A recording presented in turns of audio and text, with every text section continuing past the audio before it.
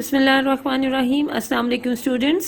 Welcome to your second HOD class of class 9th.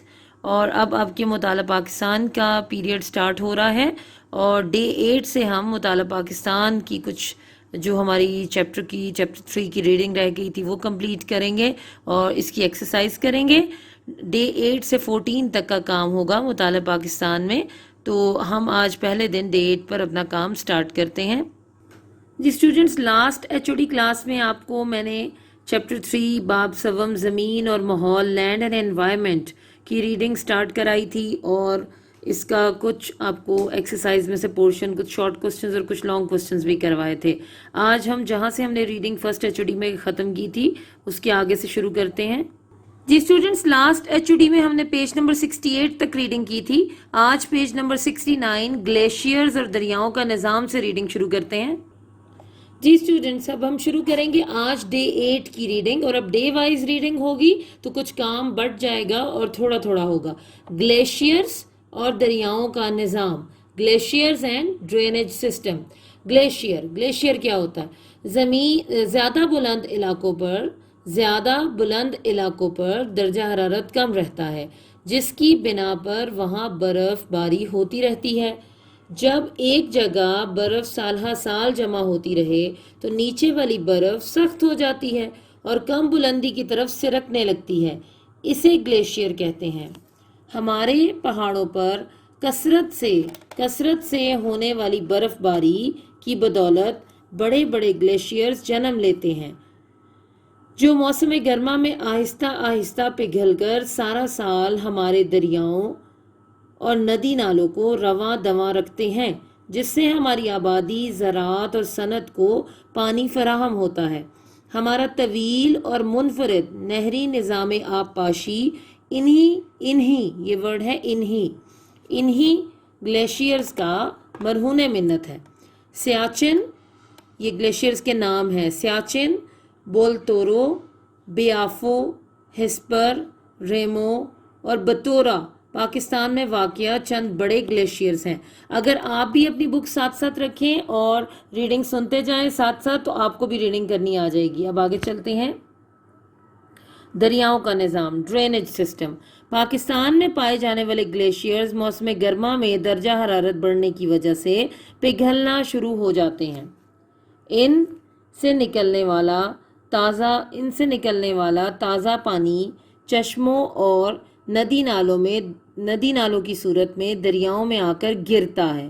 یہ شاید golf اس میں مس print ہے، آپ ٹھیک کر لیجئے گا. گرتا ہے. گلیشیئرز کی حرکت کی وجہ سے پاکستان کے پہاڑی علاقوں میں تازہ پانی کی جھیلیں بھی بن گئی ہیں جو کہ مقامی لوگوں کی ضروریات کو پورا کرتی ہیں. پاکستان کو دریائے سندھ اور اس کے معاون دریا سیراب کرتے ہیں. دریائے سندھ چین کی سرحد کے قریب شمالی پہاڑوں سے نکلتا ہے اور مقبوضہ کشمیر سے ہوتا ہوا سکردو کے مقام پر پاکستان میں داخل ہوتا ہے. یہ دریا پنجاب اور سندھ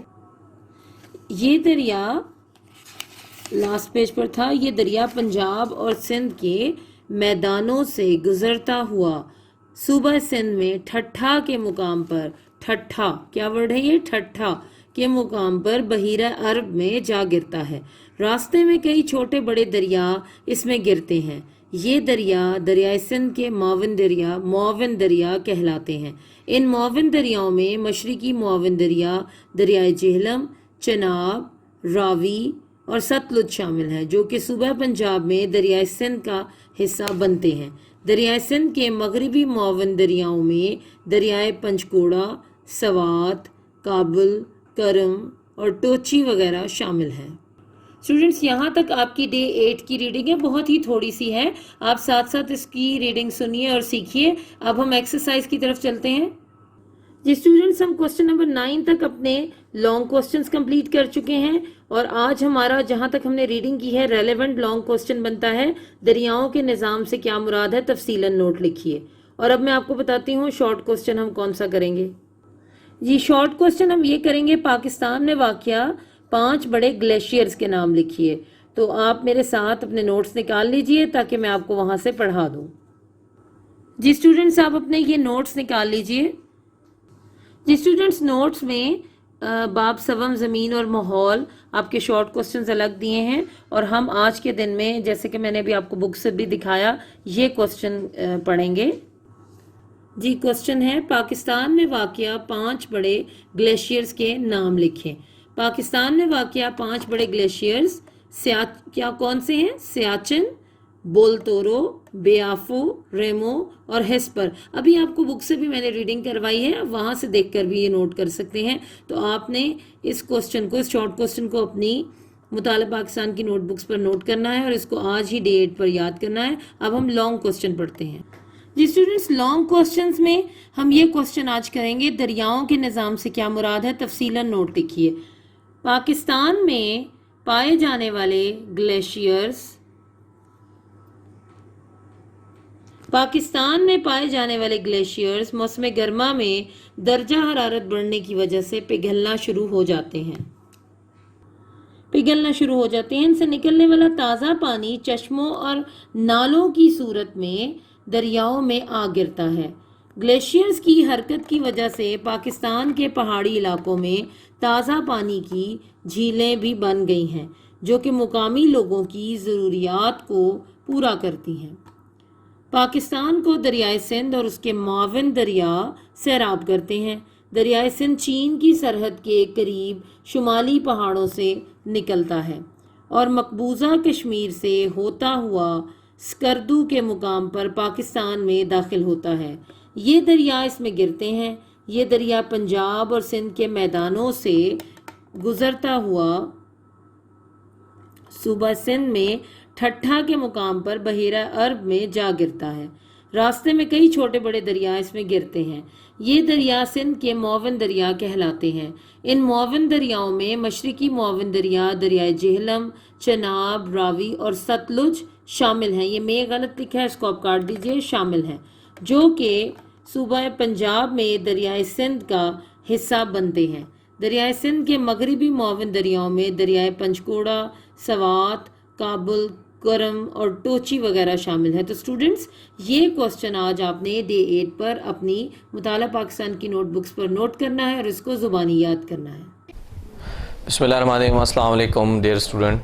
اب آج سے انشاءاللہ تعالیٰ آپ کی second H O D class جو ہے اس کا آغاز ہو رہا ہے.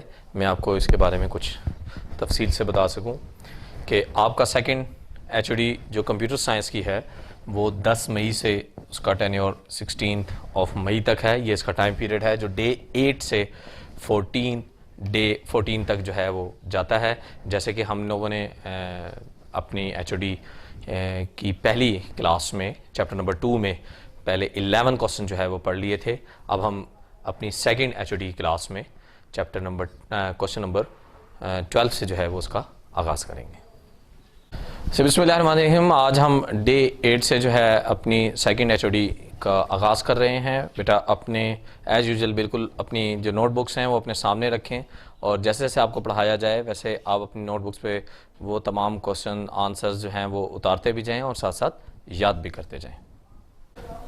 جی یہ کوسچن نمبر 12 سے ہم آغاز کر رہے ہیں. جو کوسچن نمبر 12 ہے what is pro DOS. Pro DOS کس کو کہا جاتا ہے؟ اس کا آنسر ہے it was an other menu driven operating system that was used on some apple computer. یہ خاص قسم کا ڈاس کا ایک ورژن ہے. مینیو ڈریون آپریٹنگ سسٹم کہلاتا ہے، یعنی ڈاس سے کسی حد تک آسان ہے اور گرافیکل یوزر انٹر فیس کے مقابلے میں تھوڑا سا مشکل آپریٹنگ سسٹم ہوتا ہے اس کو مینیج کرنے کے حوالے سے، اس کو آپریٹ کرنے کے حوالے سے. اور یہ عام طور پہ یہ پروڈاس جو ہے وہ کچھ ایپل کمپیوٹرز کے اندر جو ہے وہ استعمال میں لائی جاتی ہے اس آپریٹنگ سسٹم کو. اگلے کوسچن کی طرف جاتے ہیں. Question number 13 define Macintosh operating system. Macintosh operating system کون سے ہوتے ہیں اس کے بارے میں پڑھتے ہیں. It was introduced in 1984. یہ 1984 میں انٹروڈیوس ہوئے. It is a series of operating system develop by Apple incorporation for their Macintosh computer. یہ وہ سیریز تھی آپریٹنگ سسٹم کی جو ایپل کارپوریشن نے بنائے تھے. یہ ایک کمپنی ہے، ایک بڑی ورسٹائل کمپنی ہے جو کہ کمپیوٹرز جو ہیں وہ ڈیولپ کرتے ہیں. ان کے آپریٹنگ سسٹم بھی جو ہیں وہ مخصوص ہوتے ہیں اور یہ میکنٹوش کمپیوٹرز کے لیے جو ہے ان آپریٹنگ سسٹم کو جو ہے وہ استعمال میں لایا گیا. It is Unix base user friendly operating system. یہ یونکس بیس یوزر فرینڈلی آپریٹنگ سسٹم تھے جو لوگ جو ہیں وہ ان کو استعمال میں لے کر آتے ہیں وہ قدر آسانی کے ساتھ جو ہے اس کو استعمال میں لا سکتے ہیں نسبتاً کہ دوسرے آپریٹنگ سسٹم کے لحاظ سے جو میکنٹاش آپریٹنگ سسٹم استعمال میں لے کر آتے ہیں. ایگزامپلس کی اگر آپ بات کریں تو آئی فون, آئی پیڈ اور نیو ایپل ٹی وی وغیرہ کے اندر جو ہیں یہی جو ہے آپریٹنگ سسٹم استعمال میں لایا جاتا ہے. اگلے کوشچن کی طرف جاتے ہیں. Question number 14, define Linux operating system. Linux operating system کن کو کہا جاتا ہے؟ It is a free open source operating system introduced by Linux Torvalds in 1991. یہ بڑے free open source operating system کہلاتے ہیں. یہ بھی بالکل اگر آپ ان کی بات کریں تو یہ میکنٹاش آپریٹنگ سسٹم کے مقابلے میں تیز ہوتے ہیں. ونڈوز آپریٹنگ سسٹم کے مقابلے میں بھی یہ تیز آپریٹنگ سسٹم جو ہے وہ مانا جاتا ہے, لیکن اس کو یوز کرنا جو ہے وہ بڑا مشکل ہے, بڑا ڈیفیکلٹ ٹو یوز ہے اس کو استعمال کرنا دوسرے آپریٹنگ سسٹم کے مقابلے میں. لیکن ان کو وہ لوگ زیادہ استعمال میں لے کر آتے ہیں جو بہت زیادہ سیکیورٹی جو ہے وہ اپنے کمپیوٹرز پہ چاہتے ہیں. It is faster than Macintosh and Windows operating system. جیسے کہ میں نے آپ کو بتایا کہ میکنٹاش آپریٹنگ سسٹم اور ونڈوز آپریٹنگ سسٹم کے مقابلے میں یہ تیز آپریٹنگ سسٹم ہوتا ہے. It is difficult to use as compare to Macintosh and Windows operating system. اور اس کو استعمال کرنا جو ہے وہ مشکل ہے, چاہے آپ میکنٹاش آپریٹنگ سسٹم یا ونڈوز آپریٹنگ سسٹم استعمال کریں گے تو لینکس آپریٹنگ سسٹم استعمال کرنا مشکل ہوتا ہے. It is not a popular operating system. یہ بہت زیادہ مشہور آپریٹنگ سسٹم نہیں ہے, جیسے کہ کہا گیا کہ عام یوزر جو ہے وہ اس کو استعمال نہیں کرتا کیونکہ یہ ڈیفیکلٹ ہے. کوشچن نمبر 15 کی طرف جاتے ہیں. Define window operating system.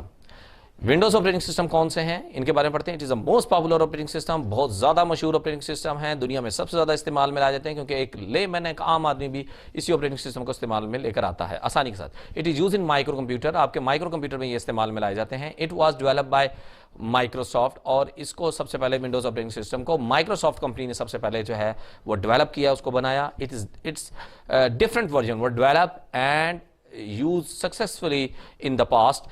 اس کو بنایا گیا, مختلف قسم کے ورژن جو ہیں اس کے ڈیولپ ہو چکے ہیں اور ماضی میں بھی یہ کافی زیادہ مقبول ترین اور کامیاب ترین آپریٹنگ سسٹم جو ہے وہ تصور کیا جاتا ہے.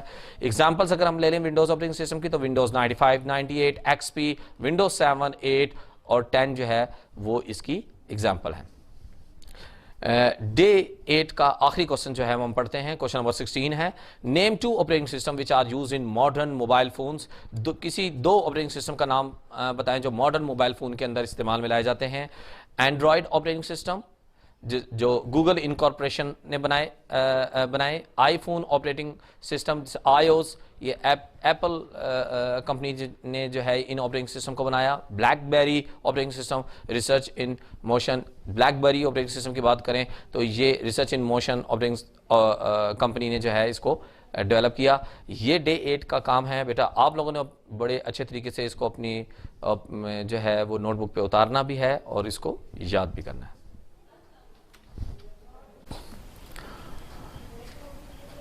میرا عزیز طلبہ و طالبات, السلام علیکم ورحمۃ اللہ وبرکاتہ. آج آپ کی اسلامیات لازمی کلاس 9 کی دوسری HOD ہے اور اس میں ہمارے پاس 10 مئی سے لے کر 16 مئی تک تقریباً 7 ورکنگ ڈے ہیں جو میں آپ کو بتاتا ہوں.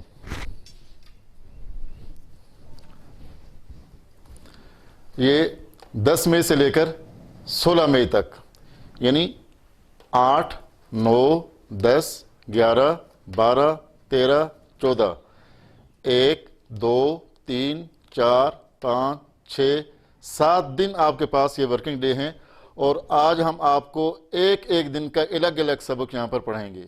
تو آئیں چلتے ہیں اپنے سبق کی طرف. تو 8 ڈے کی طرف ہم ذرا چلتے ہیں. یہ دیکھیں, اس میں ہم سورۃ الانفال آیت نمبر 65 to 69 اس کے مشکل الفاظ اور معنی پڑھیں گے. جی یہ مشکل الفاظ ہیں, جب ہم کو اچھے طریقے سے یاد ہوں گے تو یہ ترجمہ ہمارے لیے کرنا آسان ہو جائے گا. تو پہلا لفظ دیکھتے ہیں, ہر رز تم شوق دلاؤ ابھارو یعنی تیار کرو. اسرا जंगी कैदी। नंबर 3 युस्खिना, युस्खिना वो खूनरेजी करे यानी कत्ल करे। नंबर 4 आरज़त दुनिया, दुनिया के फायदे, आरज़त दुनिया, दुनिया के फायदे।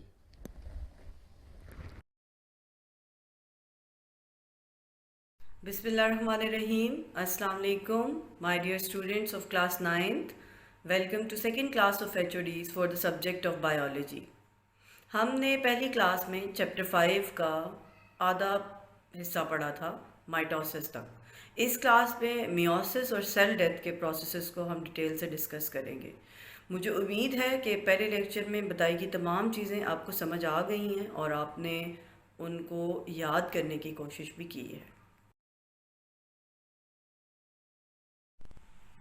So 9th class, now it's time to discuss with you about your scheme of studies.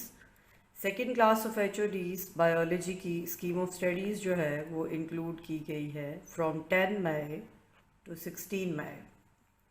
ये आप रेड बॉक्स में देख रहे हैं from day 8 to 14, ये आपके working days 8 to 14 के lectures हैं और ये तमाम आपको day wise बताए गए हैं। हर दिन में आपने कितना पोर्शन समझना है और सॉल्व करना है या याद करना है। और चैप्टर कौन सा होगा इन दिनों में? Cell cycle. Meiosis, second process of division. अब इसको स्टार्ट करने से पहले कुछ बातें आपको बतानी ज़रूरी हैं। मायोसिस का प्रोसेस तमाम लिविंग थिंग्स के तमाम सेल्स में नहीं होता, ये कुछ स्पेसिफिक सेल्स में होता है जिनको कहते हैं germ line sales, which are related in the formation of gametes. Germ line cells which are part of your reproductive system. Germ line sales आपके रिप्रोडक्टिव सिस्टम का हिस्सा है और लाइफ की एक सर्टेन स्टेज के बाद जब इनमें गैमीट फॉर्मेशन स्टार्ट होती है तब इनमें मेयोसिस का प्रोसेस होता है। अब कुछ चीज़ें, कुछ टर्म्स बहुत ज़रूरी हैं। बायो आपने पढ़ी है प्री 9th के साल में, आपको पता है कि बहुत सी टर्मिनोलॉजीज होती हैं इस सब्जेक्ट पे। तो अब एक बात आपने याद रखनी है कि ह्यूमन बॉडी के सेल्स की मैं मिसाल दूं तो ह्यूमंस के पास 46 क्रोमोसोम्स हैं जो पेयर्स की फॉर्म में होते हैं और इनके पेयर 23 हैं। अगर किसी सेल में 23 पेयर्स मीन 46 क्रोमोसोम मौजूद हों तो उस सेल को हम कहेंगे डिप्लॉइड। लेकिन अगर किसी सेल में उसके पेयर्स हाफ हाफ हो जाएं तो उस सेल को क्या कहेंगे? हेप्लॉइड। डिप्लॉइड और हेप्लॉइड क्लियर हुआ? तो meiosis is the process of division by which one diploid eukaryotic cell divides to generate 4 haploid daughter cells. तो meiosis में diploid cell किस में कन्वर्ट होता है? हेप्लॉइड। आसान लफ्जों में मैं आपको कहूं तो इसका मतलब है कि पेरेंट सेल से जो डॉटर सेल बनते हैं उनमें क्रोमोसोम नंबर हाफ हो जाता है। फॉर एग्जांपल अगर ह्यूमन का एक सेल है जिसके अंदर 46 क्रोमोसोम है और वो डिवाइड करता है मियोसिस से, और उसमें क्या होगा कि जब वो डिवाइड करेगा तो वो 46 क्रोमोसोम 23 एक सेल में चले जाएंगे और 23 दूसरे सेल में चले जाएंगे, तो क्रोमोसोम नंबर क्या हो जाएगा? हाफ। तो इस प्रोसेस को क्या कहेंगे? मियोसिस। माइटोसिस आपने पढ़ा है ना, पिछली फर्स्ट HOD क्लास में आपने माइटोसिस पढ़ा है। उसमें क्या था कि क्रोमोसोम नंबर रिमेन सेम। अगर पेरेंट सेल में 46 क्रोमोसोम है तो डॉटर सेल में भी कितने क्रोमोसोम होने चाहिए? 46।